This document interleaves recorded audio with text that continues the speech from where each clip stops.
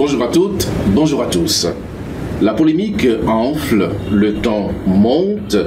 Après le Niger, c'est le Burkina Faso qui accuse le Bénin d'abriter des bases militaires. Avec force détail, le président burkinabé Ibrahim Traoré précise même que le Bénin formerait des terroristes pour atteindre à la sûreté de son pays. Dans la foulée, le Bénin convoque l'ambassadeur du Burkina pour exprimer sa désapprobation et demander des explications. En attendant justement d'en savoir un peu plus sur les preuves que détiennent les autorités du Burkina Faso, nous avons entrepris de tendre notre micro à l'état-major général des armées du Bénin. L'état-major qui a accepté justement de répondre à nos questions à travers son porte-parole, qui est l'invité de l'entretien de ce dimanche. Bonjour à vous, mon lieutenant-colonel. Bonjour, monsieur Abalo. Alors, je rappelle que vous êtes lieutenant-colonel. Votre nom, c'est Ronfoga Finayon Vincent Ebenezer. Vous êtes le chef bureau information et relations publiques de l'état-major général, porte-parole des forces armées béninoises et chef des opérations aériennes du Théâtre national de lutte contre le terrorisme. Avec vous, nous parlerons également, en dehors de ce sujet, des préparatifs du 1er août qui s'annoncent très bientôt sur le territoire national. Mon lieutenant-colonel, comment se porte votre morale?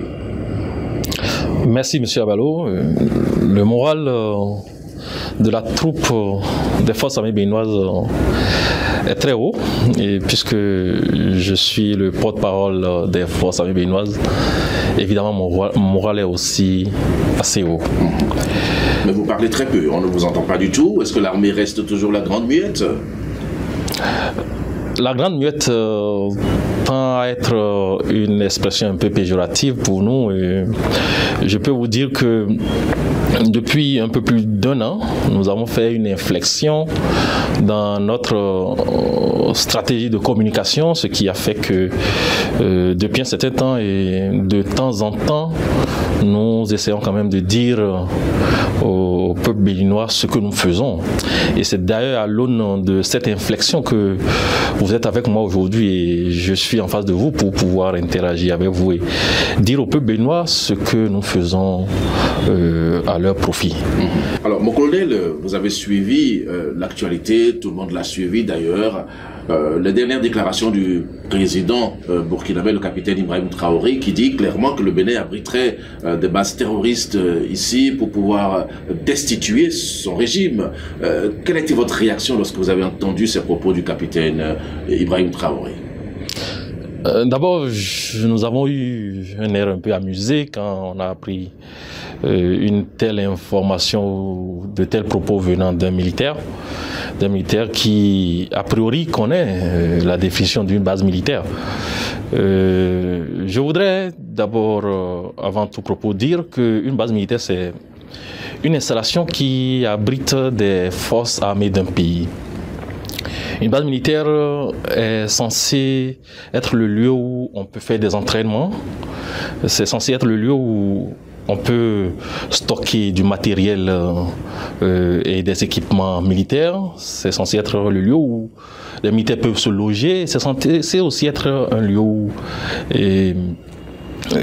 on peut installer un centre de commandement des opérations. Et les bases militaires, il y en a de plusieurs types, et il y en a de type aérien, si c'est une armée de l'air qui est installée. Il y en a de type terrestre, si c'est une armée de terre, c'est une unité de l'armée de terre qui est installée. Il y en a aussi de type naval, si c'est une unité de la marine qui est installée. Une base militaire aussi peut abriter des structures interarmées, des structures de plusieurs types d'armées, armée de l'air, armée de terre, comme de la marine nationale. Et à ce titre, quand on parle de cette définition, on peut dire que la base aérienne 101 de Niamey, c'est une base militaire. La base Ouedraogo à Ouagadougou, c'est aussi une base militaire. Le camp Séropéra de Parakou, c'est une base militaire. C'est vous dire que la plupart de nos installations militaires sont considérées comme des bases militaires. Mais la polémique enfle surtout au niveau de l'existence d'une base militaire étrangère. Étrangère, justement. Je dirais que, de manière péremptoire, je dirais de manière péremptoire, que le Bénin n'a pas vocation à avoir une base militaire étrangère sur son sol. Et jusqu'à aujourd'hui, le Bénin n'a pas de base militaire sur son sol. Mais pour avoir une base militaire, il faut avoir combien de soldats à peu près? Les gens parlent d'une centaine, je ne sais pas combien. L'effectif d'une base militaire en termes de soldats, ça peut être évalué à combien? Non, ça dépend du volume. Ça dépend du volume. Une base militaire, comme je vous ai dit que tout à l'heure, une base militaire peut avoir plusieurs entités. Donc une base militaire peut aller d'une centaine de personnes jusqu'à plus de 2000 personnes, selon les entités qui y travaillent, selon les types d'entités qui y travaillent. Et vous allez par exemple dans une base aérienne, l'armée de l'Est, c'est une armée qui n'a pas vocation à avoir beaucoup d'effectifs. Mais vous pouvez avoir très peu de personnes sur une base aérienne. Et ce nombre aussi peu ne fait pas de cette entité une entité qui n'est pas une base militaire.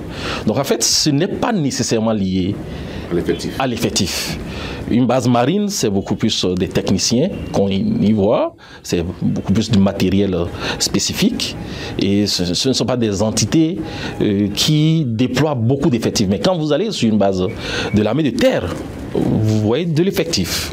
Une base de l'armée de terre qui intègre des unités de fantassins, vous voyez beaucoup d'effectifs. Et une base de l'armée de terre peut avoir un bataillon ou 2 bataillons ou 3 bataillons, un bataillon étant au moins 800 personnes. Donc c'est autant de choses en fait qui spécifient, qui font qu'on doit pouvoir discriminer les bases militaires selon leur spécificité.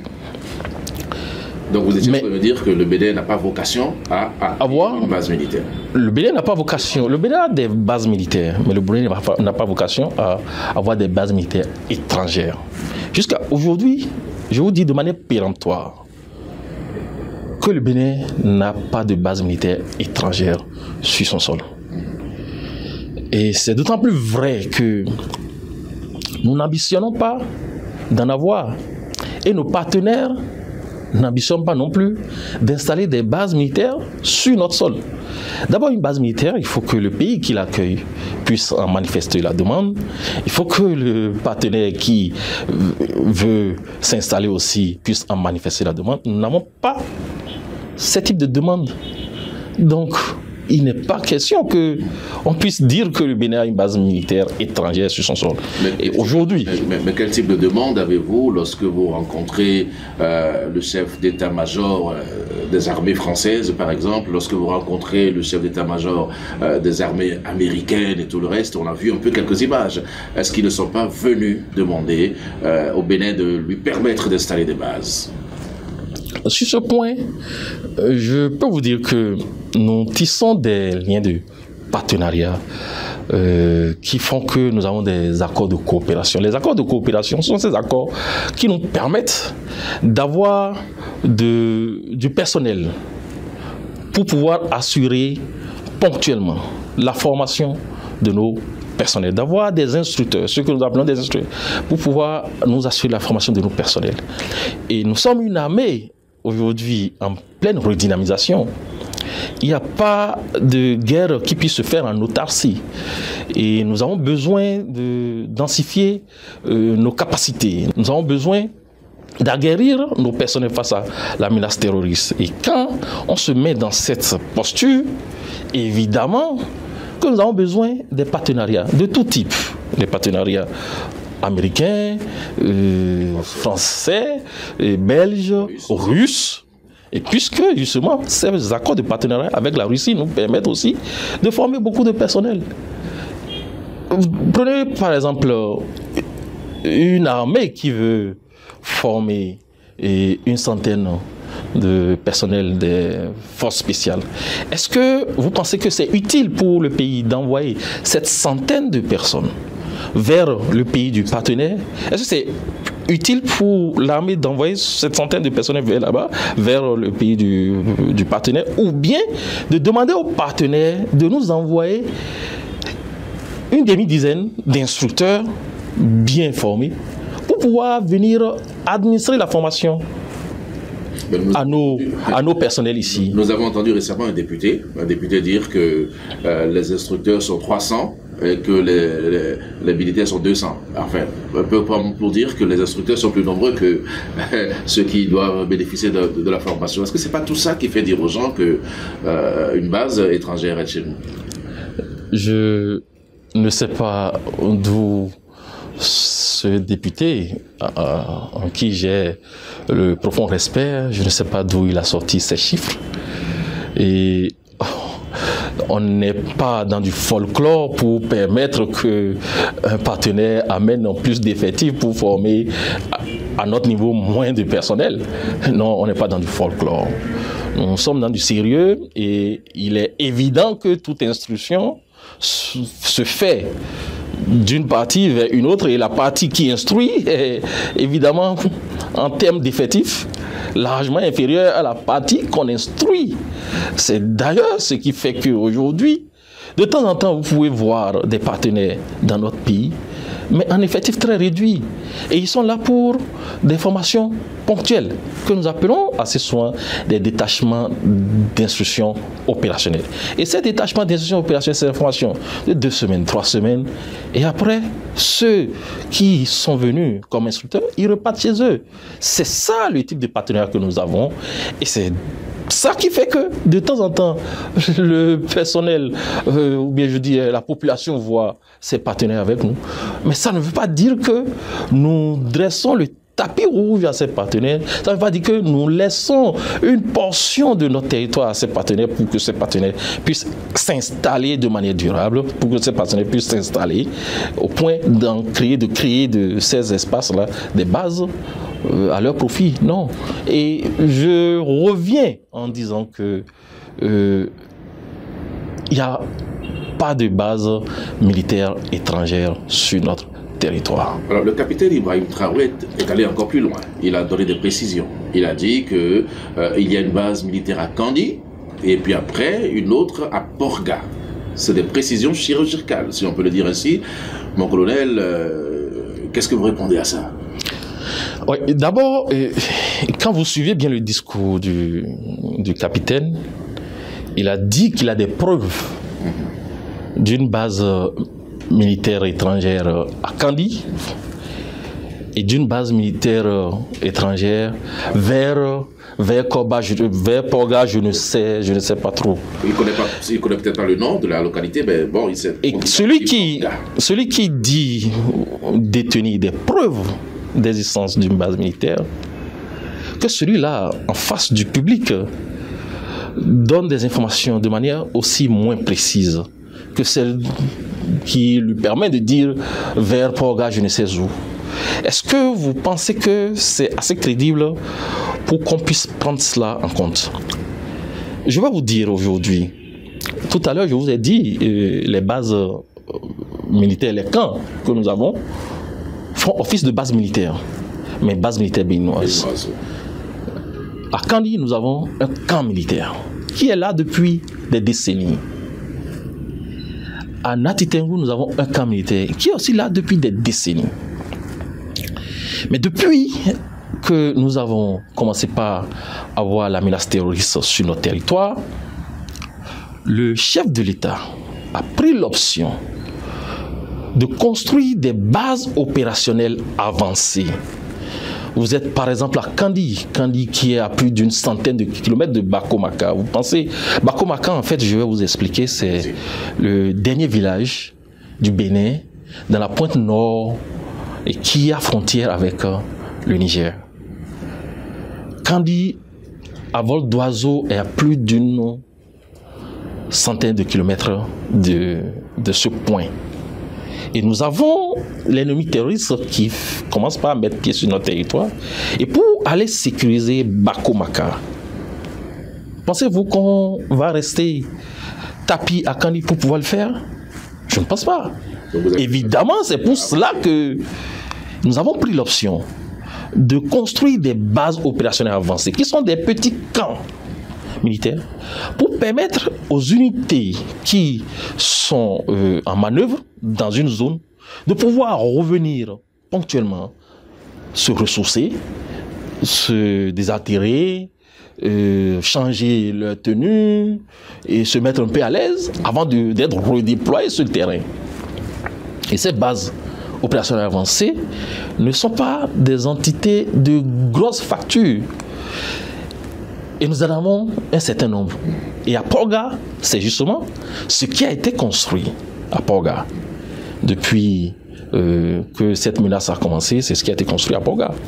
Et c'est justement la base opérationnelle avancée de Porga qui nous a permis, après l'accord reçu avec... après l'accord reçu du Burkina Faso, et je veux rappeler ici que quand le président Ibrahim Traoré est venu au pouvoir, le président de la République est allé le voir, s'est déplacé pour aller le voir, et pour lui notifier la nécessité de prendre Porga, de prendre Kourou Koualou. Kourou Koualou, en fait, c'est la zone litigieuse qui est entre le Bénin et le Burkina Faso. Et justement, il a reçu l'accord de cela. Et en janvier 2023, le Bénin a pu conquérir Kourou Koualou, qui est un sanctuaire de terroristes depuis que cette menace a commencé dans notre sous-région. Kourou Koualou est un sanctuaire de terroristes et c'est l'existence de la base de Porga qui a permis d'aller rendre viable Kourou Koualou aujourd'hui. Kourou Koualou, et à Kourou Koualou, nous faisons des actions civilo-militaires. Il y a pas plus de 3 mois, nous avons vacciné les bovins, nous avons vacciné des animaux au profit des populations. Il y a l'école qui a rouvert, il y a les centres de santé qui ont rouvert. Kourou Koualou aujourd'hui est viable grâce justement à l'existence de la base opérationnelle avancée de Porga. Donc, la base opérationnelle avancée de Porga, qui est une base militaire béninoise, n'a pas vocation à laisser des étrangers venir former des terroristes pour aller attaquer un voisin, qui plus est le Burkina Faso, qui est notre voisin immédiat, avec des populations qui sont des populations sœurs aux nôtres. Et quand on voit aussi la genèse des flux migratoires du terrorisme, il y a une question qu'il faut se poser. Avant de se poser cette question, je vais, si vous le permettez, mon colonel, rappeler que le capitaine Ibrahim Traoré a également dit qu'il y a des avions qui atterrissent, qui viennent, il y a même des pistes qui ont été aménagées pour recevoir des avions et tout le reste. Vous démentez ça aussi? Je le dément formellement. D'ailleurs, je suis en face de vous pour vous dire que les pistes qui sont soupçonnées d'accueillir des aéronefs étrangers qui pourraient aider à former des terroristes, lesquels devraient aller attaquer le Burkina Faso, ces pistes-là existent depuis des décennies. Et la piste de Porga, je suis pilote avion. Et depuis 2007, où je suis rentré de mon école de formation, j'ai toujours atterri sur cette piste. J'ai toujours atterri sur cette piste, la piste de Porga. La piste de Porga n'est pas une piste nouvelle. Pour qu'on puisse la prendre aujourd'hui comme un aérodrome nouvellement construit ou bien nouvellement aménagé par les expatriés pour pouvoir faire atterrir des aéronefs, c'est archi faux. Je vous le dis de manière péremptoire. La piste de Porga, c'est une piste qui a toujours été utilisée au profit du tourisme. Nous avons toujours convoyé des touristes dans la Pendiari et nous atterrissions à Porga. Nous avons toujours atterri à Porga et nous continuerons d'atterrir à Porga, qui demeure une piste béninoise et qui n'est pas utilisée par les expatriés. D'accord. Mais dans les cas militaires avancés, il n'y a pas de militaires étrangers là-dedans, parce que nous avons ouï dire qu'il y a même des compartiments aménagés pour regrouper des militaires étrangers dans les différents camps dont vous parlez. Je vous ai dit tout à l'heure que de temps en temps, nous accueillons des détachements d'instructions opérationnelles. Et justement, ces personnels sont là pour former nos troupes. Et s'il y a besoin que ces personnels des pays amis aillent dans une base militaire qui est dans le théâtre, quand je parle du théâtre Mirador, théâtre de lutte contre le terrorisme, c'est qu'on y les envoie. Mais ils sont là juste pour 2 ou 3 semaines pour aguerrir nos personnels, lesquels seront déployés pour aller lutter contre la menace terroriste. C'est de ça qu'il s'agit. Ce n'est pas qu'on leur crée une zone vie exceptionnelle, de sorte qu'ils puissent y faire tout ce dont ils ont besoin. Ils sont là pour une mission ponctuelle, c'est de former nos personnels, lesquels sont utilisés pour aller lutter contre le terrorisme. C'est tout simple. Et je le redis parce que cette polémique a assez duré. Et je suis militaire et c'est nous qui sommes sur le terrain. Et vous m'avez présenté tout à l'heure comme étant le chef des opérations aériennes. Oui, je suis le chef des opérations aériennes. Tous les aéronefs qui sont utilisés dans le cadre de la lutte contre le terrorisme, c'est moi qui les déploie. Et tout ce qui vole dans la partie septentrionale, je dois donner mon accord pour cela avant que ça ne puisse voler. Il n'y a pas de base militaire étrangère dans la partie sur le territoire béninois. Il n'y a pas de piste nouvellement aménagée au profit des expatriés qui les utiliseraient pour pouvoir faire des manœuvres bizarres. Et il n'y a pas de base militaire étrangère sur notre pays. Donc, il n'y a pas de et tout à l'heure, je voulais poser une question et vous m'avez arrêté. Ouais. On peut y aller maintenant. Oui. Et les flux migratoires des terroristes, depuis quand ces flux vont des pays de la côte vers les pays du Sahel? Ça, c'est une question que tout le monde doit pouvoir se poser. Depuis que le capitaine Ibrahim Traoré en parle, peut-être. C'est quand même absurde. C'est de notoriété publique que la déliquescence de la Libye a favorisé le terrorisme dans le Sahel. Il y a 5 ans, 6 ans, nous n'avions pas ce type de menace sur notre territoire. Et maintenant, nous l'avons. Et on sait d'où ça vient. Vous voulez dire que ça vient du Burkina? Ça vient du Niger? Je n'ai pas dit que ça vient du Burkina ni du Niger. Ça vient d'où alors? Mais ce n'est pas nous qui créons les terroristes. Ce n'est pas nous qui formons les terroristes. Les terroristes émanent de la déliquescence de la Libye. Laquelle déliquescence a créé aujourd'hui une zone sahélienne truffée de terroristes. C'est ça le véritable problème. Et si nous avons la menace terroriste sur notre territoire, on peut s'imaginer d'où cette menace vient. Ce n'est pas du Bénin que les terroristes vont quitter pour aller attaquer un autre pays. Donc ça, je voudrais qu'on puisse savoir raison garder et qu'on puisse analyser avec calme et grande intelligence ce qui se passe et dire clairement que c'est une belle vacuité ce qui a été dit sur le Bénin en liaison à la formation des terroristes. Nous avons même entendu des chefs militaires dire que, vous allez peut-être confirmer ça, mon colonel, que ce n'est même pas possible pour le Bénin de former des terroristes qui se retournent après contre les forces armées béninoises. Ça va de soi, ça va de soi. Nous sommes face à la menace. Et aujourd'hui, nous avons perdu près d'une 50aine de nos hommes. Et c'est des familles qui sont endeuillées. C'est des amis qui ont perdu leurs camarades. C'est des troupes béninoises qui ont perdu leurs camarades. Et ces décès de nos camarades ont, de manière même ne serait-ce que marginale, ont pu toucher le moral de nos personnels. Alors que nous avons besoin de ce moral-là pour pouvoir adresser efficacement cette menace terroriste-là. Et comment peut-on comprendre que nous formions des gens qui vont se liguer contre nous et tuer nos personnels? Ça n'a pas de sens en réalité. Ça n'a pas de sens. C'est le moment pour moi en fait de rendre hommage déjà à nos frères d'armes qui ont perdu leur vie, les armes à la main face à cette menace et de dire aux populations que les forces armées béninoises et les forces de défense et de sécurité ne les oublieront jamais. Et que les familles gardent leur courage. Nous sommes là pour les soutenir. Et nous reconnaissons à sa juste valeur les efforts, à leur juste valeur les efforts que nos personnels ont pu fournir dans cette lutte, laquelle a créé de manière malencontreuse leur décès au front. D'accord. Depuis que cette polémique a commencé, mon colonel, qu'est-ce que vous avez fait à l'intention de ceux qui vous critiquent? Est-ce que vous êtes resté là sans réaction? Est-ce que vous avez entamé des démarches avec vos homologues du Burkina Faso, du Niger, pour quand même montrer patte blanche, pour qu'on sache que vous lui êtes pleuré? Qu'est-ce que vous avez fait concrètement?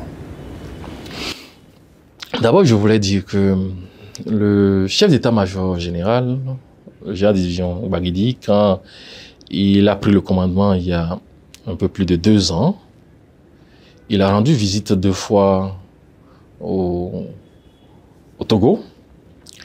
Et il est allé 2 fois au Burkina Faso. Il est allé 1 fois au Niger et 1 fois au Nigeria. C'est vous dire en fait que face à cette menace qui avait même commencé d'ailleurs avant qu'il ne prenne le commandement, il avait une vision assez globale de la gestion de cette lutte-là. Il a toujours trouvé que la gestion de cette lutte-là, c'est une lutte intégrée.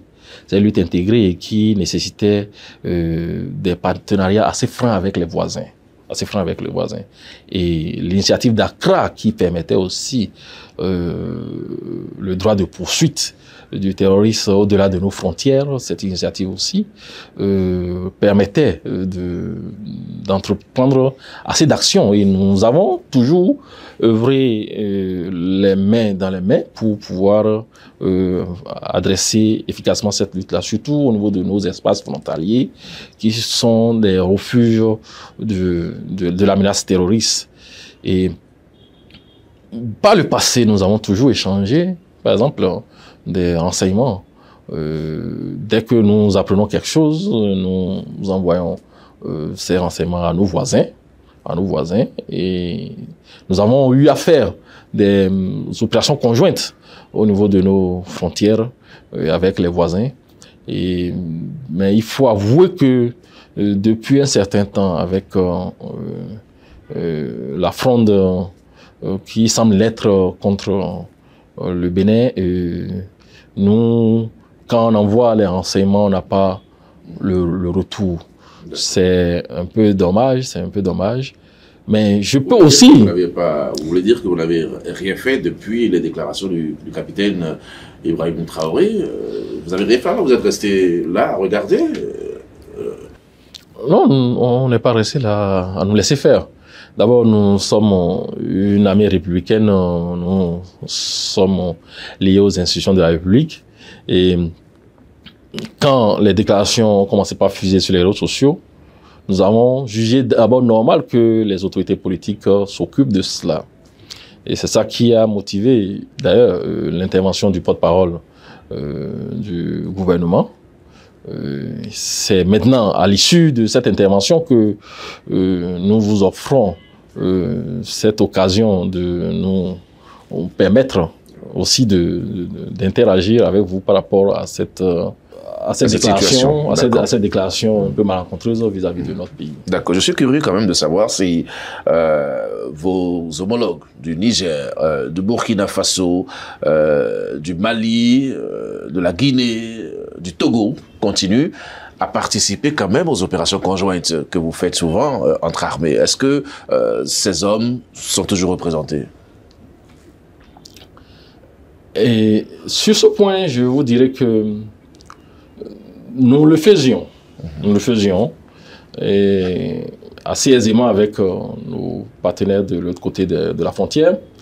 Mais depuis que la fronde a commencé, depuis la création de l'AES, avec l'entente naissante entre eux, nous n'avons plus l'occasion de faire des opérations conjointes. C'est d'ailleurs une des faiblesses dans le cadre de la lutte contre le terrorisme, puisque nous espérons que nos partenaires puissent revenir à la table afin que nous puissions renouer avec les opérations conjointes autour de nos frontières. Et c'est d'ailleurs ce que nous espérions quand le chef d'état-major général était parti au Burkina Faso, juste après la conquête de Kourou-Koualou. le chef d'état-major général avait demandé à nos partenaires de Burkina Faso d'envoyer des gendarmes, par exemple, pour pouvoir assister nos troupes dans Kouroukourou. De sorte que ce ne soit pas seulement les troupes béninoises qui soient dans cet espace géographique. Juste que, malgré qu'il ait fait cette demande, nous n'avons rien eu comme apport de la part de Burkina Faso, ce qui fait qu'aujourd'hui, la lutte est faite, mais seulement par le Bénin au niveau des frontières septentrionales. Il faut préciser que, en plus de ce qui se fait, nos écoles de formation militaire accueillent aujourd'hui, même jusqu'à aujourd'hui, des officiers du Burkina Faso, du Niger et du Mali. Et la présence de ces officiers dans nos écoles témoigne bien sûr de ce qu'il n'y a pas une rupture au niveau de la coopération militaire entre le Bénin et ces pays.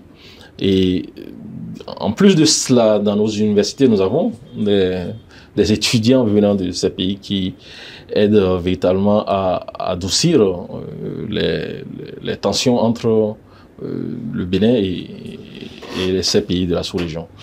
Nous espérons que cette coopération puisse d'ailleurs davantage se renforcer et après les bruits qui existent, que cette coopération puisse se renforcer et que ça puisse nous permettre d'ailleurs d'avoir une meilleure assise au niveau de nos frontières pour pouvoir bien lutter contre la menace terroriste. D'accord. C'est vrai que c'est celui qui accuse qui apporte les preuves, c'est vrai. Mais pourquoi est-ce qu'au sein de l'armée, vous n'anticipez pas? Pourquoi il n'est pas possible à l'armée d'organiser quand même une possibilité pour les gens d'aller voir réellement ce que vous êtes en train de dire sur le plateau? Une chose est de dire ce que vous dites, une autre est d'aller constater sur le terrain. Est-ce que l'armée pense à cette possibilité?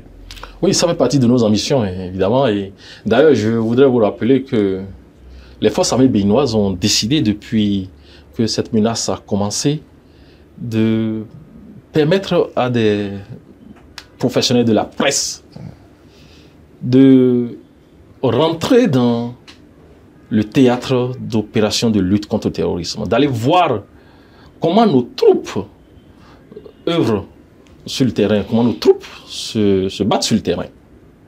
Et après le début de la brouille entre le Niger, évidemment, nous avons pu permettre à des journalistes d'aller. En novembre passé, il y a beaucoup de journalistes, internationaux comme nationaux, qui sont allés dans le théâtre et qui ont pu voir que ce qui se raconte n'est pas vrai. N'est pas vrai.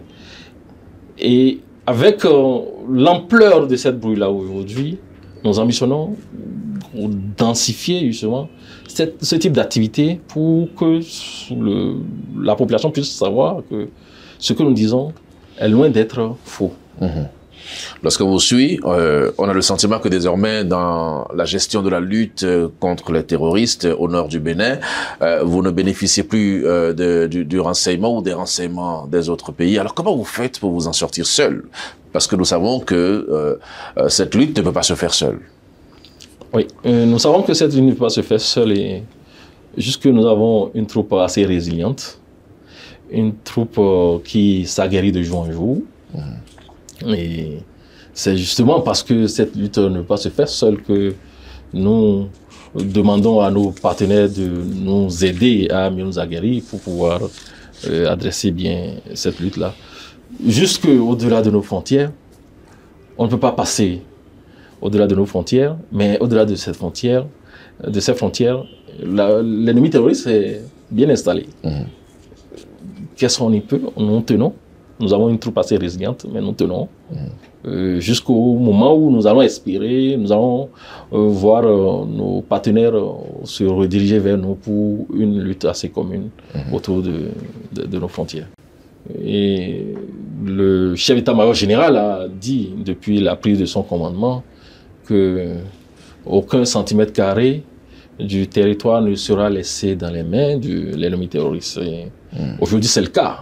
Vous voulez dire qu'il n'y a aucun terroriste sur le territoire béninois? Non, le terroriste, le mode de fonctionnement du terroriste, c'est celui qui se dissimule dans la population. Il se cache dans la population pour essayer de prendre des renseignements, histoire d'informer ses amis pour qu'ils viennent attaquer. Mais les terroristes n'ont pas de sanctuaire au Bénin, c'est ce que nous voulons dire. Mais les gens disent que Porga, c'est un sanctuaire du terrorisme. Beaucoup de gens disent qu'aujourd'hui, des Béninois ne peuvent même pas aller à Porga, à l'intérieur même du parc Pendjari, notamment. C'est infesté de terroristes, paraît-il. Ceux qui le disent, c'est parce qu'ils ne sont pas vraiment allés sur le terrain. Et si je suis en face de vous, je ne le suis pas seulement parce que je suis le porte-parole des forces armées béninoises. J'ai la légitimité de vous parler parce que je suis aussi un homme du terrain. Allez-y, dites-nous. Dites-nous tout, mon colonel. Je suis sur le terrain.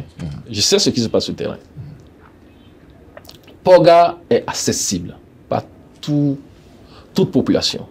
Toute la population béninoise peut aller à Porga. Le terroriste peut passer par des chemins détournés. Des chemins détournés pour pouvoir rentrer dans une localité. Mais de quoi avons-nous besoin? Nous avons besoin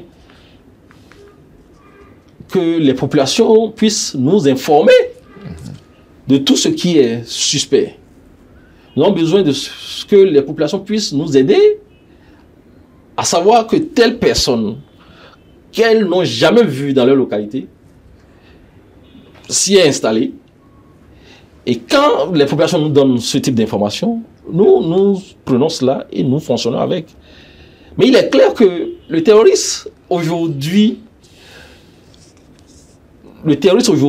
sur le territoire béninois ne se sent pas à l'aise. Parce que nous ne sommes pas dans les positions défensives, nous ne sommes pas dans la posture défensive, nous sommes dans la posture offensive. Et la posture offensive dans laquelle nous sommes nous permet de traquer le terrorisme, mais partout où il est. Partout où il est. Je ne peux pas vous dire qu'il n'y a pas de terrorisme au Bénin. Si je le dis, je vous mentirais. Mais le terroriste ne peut pas venir à un endroit donné sur le territoire béninois et y rester plus d'une journée. C'est ça, en fait, ce que nous faisons. Et c'est ça qui fait qu'aujourd'hui, le territoire béninois, sur le territoire béninois, il n'y a aucun endroit où le terroriste peut se sentir à l'aise. Le terroriste peut dire que, ah, là, c'est ma base. Là, c'est mon lieu de vie. Non. Les terroristes aujourd'hui ne font que des incursions pour venir se ravitailler dans les grosses villes attenantes aux frontières. Et ils sont obligés de se dissimuler. Nous avons malheureusement des zones qui sont forestières, assez denses, et qui leur facilitent la dissimulation. Mais les renseignements que nous avons nous permettent de les traquer jusqu'à ce qu'ils sortent du territoire ou jusqu'à ce qu'on puisse les neutraliser. Et en termes de neutralisation, depuis le début de cette activité, de cette lutte contre le terrorisme, nous avons déjà eu plus de 250 terroristes neutralisés. C'est à l'aune. Neutralisés, ça veut dire quoi? Abattus. Abattus. C'est à l'aune des efforts constants, des efforts offensifs constants de nos personnels sur le terrain. Et toutes les fois où la menace terroriste vient nous attaquer frontalement, elle part avec des dégâts incommensurables. Ce n'est pas comme dans les pays voisins, elle part avec des dégâts incommensurables. Et il y a beaucoup qu'on élimine. Et ça fait qu'aujourd'hui, l'ennemi terroriste a plus du mal à nous attaquer frontalement et ne fait que des incursions, des renseignements ponctuels pour toucher nos personnels. Et même face à ça, nous sommes en train de prendre des mesures, pour ne pas dire que les mesures sont déjà prises, pour pouvoir éviter que ce type d'incursion létale pour nos troupes ne puisse plus jamais arriver.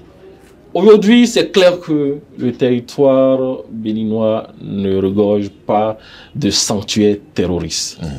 Alors, mon colonel, Vous avez parlé justement des réactions de nos forces armées et tout le reste. Aujourd'hui, est-ce que vous avez les moyens militaires? Parce que récemment, on a vu dans l'actualité que le Bénin a acquis des équipements, des drones et tout le reste.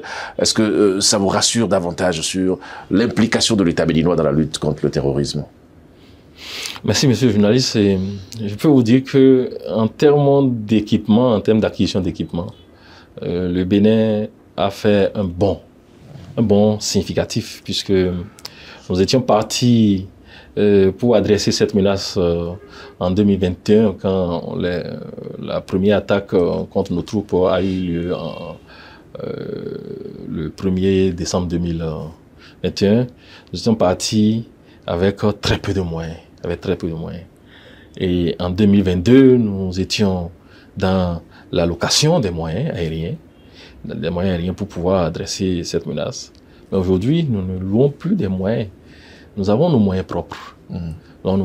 Et en 2023, le Bénin a acquis quand même un certain nombre d'aéronefs qui ont permis sa totale autonomie en termes d'opérations aériennes dans cette lutte contre le terrorisme. Vous avez vu l'année passée, lors du 1er août, le passage de certains de ces moyens aériens.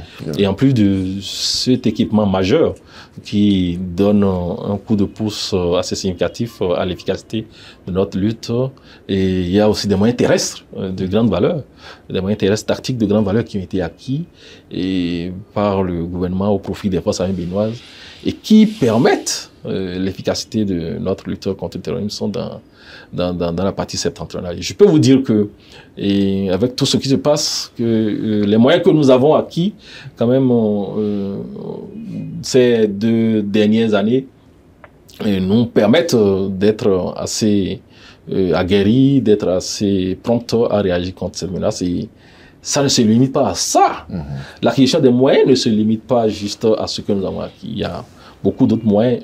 Je ne vais pas les étaler ici, puisque nous sommes à la face du monde. Absolument. Nous devons quand même garder un peu secrètes certaines de nos informations qui sont quand même assez cruciales pour la réussite de nos opérations. Mais il est clair que le gouvernement du Bénin a fait un grand effort en termes d'acquisition de moyens pour les forces armées béninoises. Et aujourd'hui, avec ces moyens, nous sommes prêts à en découdre totalement. Voilà, mais il y a ce que vous achetez, et il y a ce qu'on vous donne.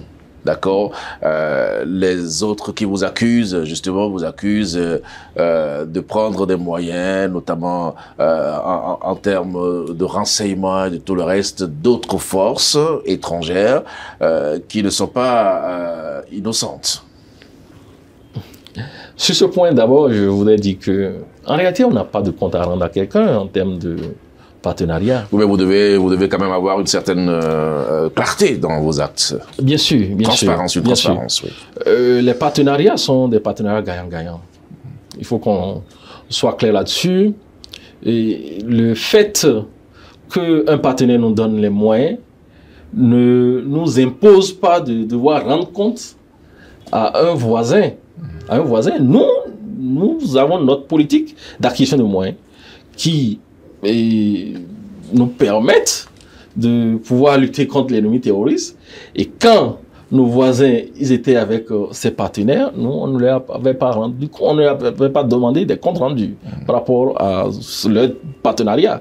Évidemment, aujourd'hui, comme j'ai dit tout à l'heure, nous ne pouvons pas vivre en autarcie dans cette lutte-là. Il y a des gens qui ont déjà affronté cette lutte-là et on s'enquiert un peu de leurs compétences, on s'enquiert de tout ce qu'ils ont eu à faire et on s'inspire aussi des moyens qu'ils ont eu à utiliser pour pouvoir adresser cette menace et c'est ce que nous faisons. Mais qu'on nous reconnaisse aussi quand même la souveraineté qui nous permet de tisser des liens de partenariat avec tout le monde, avec tout pays, et même avec les nouveaux partenaires de nos voisins. Lesquels? Vous parlez des Russes? Vous avez, nous sommes en lien de partenariat, dans un accord de partenariat avec tout ce monde-là, parce que nous savons ce que nous voulons. Donc, c'est pas un tabou. C'est pas un tabou de dire que nous sommes en partenariat avec les États-Unis, avec la Belgique, avec la France. Nous sommes en partenariat avec ces pays, nous sommes en partenariat avec d'autres pays comme les nouveaux partenaires de nos voisins. Nous sommes un pays souverain, on n'a pas de compte à rendre à qui que ce soit. Et si les voisins, si les partenaires nous donnent quelque chose, nous prenons et le partenariat continue. D'accord. Alors, on va finir sur cette question de bases militaires. Qu'est-ce que le téléspectateur qui nous regarde, qu'est-ce que l'auditeur qui nous suit doit retenir définitivement? L'auditeur qui nous suit, à vous qui êtes en face de la télévision, je voudrais vous dire que votre armée, les forces armées béninoises sont là pour assurer votre sécurité, défendre votre territoire. Et elles le font en totale autonomie. En totale autonomie. Elles n'ont pas besoin de bases militaires étrangères pour pouvoir assurer votre sécurité et défendre votre territoire. Et jusqu'à aujourd'hui, il n'y a pas de base militaire étrangère sur notre territoire. Soyez-en convaincus et laissez la polémique passer. Merci. Alors, mon colonel, il n'est pas possible pour nous de vous avoir sur notre plateau à quelques jours seulement du 1er août, donc la fête de l'indépendance, sans vous poser quelques questions sur les préparatifs de cette fête, notamment le défilé militaire. Tout à l'heure, dans l'émission, vous disiez qu'on a vu exceptionnellement l'année dernière le déploiement de ce que vous avez acheté en termes d'aéronefs et tout ça, même si ça a été pour quelques petites minutes seulement. Alors, cette année, pour le 64e anniversaire de l'indépendance du Bénin, qu'est-ce que vous nous préparez dans l'armée? Merci, Monsieur le Ministre. C'est pour le 64e anniversaire de notre accession à l'indépendance. Cette année, nous voulions reconnaître que le pays a acquis davantage de matériel. Et les nouveaux matériels vont faire partie du défilé. Et ces nouveaux matériels sont aussi bien terrestres, maritimes qu'aériens. Et vous allez voir au cours de ce défilé ces matériels paradés. Et vous allez aussi voir en termes d'innovation, qui, bon, bien sûr, n'est pas une première, mais aujourd'hui, cette année, vous allez voir des troupes étrangères venir défiler. Et comme on a vu les troupes béninoises aller au 14 juillet en France. Voilà, voilà. Et cette année, vous allez voir une troupe nigériane venir défiler. Vous allez voir aussi, dans le cadre du 25e anniversaire de la coopération entre le Bénin et la Belgique, une troupe belge venir défiler avec nous. Il y a ces deux troupes étrangères qui vont défiler le 1er août prochain. Et l'autre innovation, c'est que nous avons toujours défilé avec des pelotons d'une 60aine de personnes. Cette année, nous aurons droit à des pelotons de plus de 120 de nouvelles recrues? Vous avez recruté de nouvelles personnes, donc vous avez élargi votre effectif. Il y a des recrutements qui se sont faits. Il y a des recrutements qui se sont faits, mais on ne va pas non plus dégarnir nos positions dans le cadre de la lutte contre le terrorisme. Mais nous mobiliserons assez de personnel pour pouvoir avoir des pelotons assez consistants, pour pouvoir faire une belle parade. Et la consistance de ces pelotons tient aujourd'hui de ce que nous passerons des pelotons de 63 personnes à des pelotons de 123 personnes. Ce serait assez impressionnant. Voilà les nouveautés de ce défilé et je voudrais que la population béninoise puisse s'apprêter pour bien se délecter de la parade que les forces armées béninoises vont leur faire le 1er août prochain. Vous allez défiler vous-même? Je serai un acteur du défilé. D'accord. C'est-à-dire que vous allez parader aussi ou bien vous allez donner des instructions comme vous savez si bien le faire? Pas nécessairement dans la parade, mais je serai dans une structure de coordination. Déjà que, en tant que porte-parole et chargé des relations publiques, tout ce qui est interaction avec la presse est sous mon lead et Aussi, je serai certainement à la coordination du défilé aérien. Voilà, mon lieutenant-colonel Ronfoga Finayon Vincent Ebenezer, je veux rappeler à tous ceux qui nous suivent que vous êtes chef bureau Information et Relations publiques de l'État-major général, porte-parole des forces armées béninoises et chef des opérations aériennes du Théâtre national de lutte contre le terrorisme. Vous avez accepté de faire cet exercice de questions-réponses avec nous. Nous sommes au terme de cet entretien. Je vous laisse le soin de dire le mot de la fin. Merci, monsieur le journaliste, et merci de m'avoir permis de montrer à la population que nous faisons quand même un travail assez sérieux et qui ne s'accommode pas des mensonges et des élucubrations dont nous sommes victimes. Et je voudrais rappeler ici qu'un mensonge répété plusieurs fois ne fait pas de cela une vérité. Vous parlez comme les acteurs politiques, là. Non, je ne suis pas un politique, je suis un opérationnel, évidemment. Ouais. Mais je répète, un mensonge répété plusieurs fois ne fait pas de cela une vérité. Et dire que le Bénin abrite une base militaire étrangère, c'est archi faux et c'est une belle vacuité, ce qui se raconte sur nous par rapport à l'existence de ce type de base. Et je voudrais que la population s'en convainque maintenant et que cette polémique soit davantage soit totalement éteinte. Merci à vous, mon colonel. Et avant tout, je voudrais vous dire à la population de s'apprêter à avoir un beau défilé le 1er août prochain. Merci. Vous savez tout désormais sur la position officielle de l'armée béninoise sur cette affaire de base aérienne étrangère que le Bénin abriterait sur son territoire. Vous savez également tout désormais sur le moral de la troupe par rapport à la lutte contre le terrorisme. Vous savez enfin tout sur les innovations du défilé du 1er août prochain. Merci à chacun et à tous. C'était un énorme plaisir pour nous de vous avoir servi. Nous allons vous retrouver dimanche prochain, si Dieu le veut, pour un autre numéro de votre émission d'entretien du dimanche. Bon appétit à chacun et à tous. À dimanche prochain.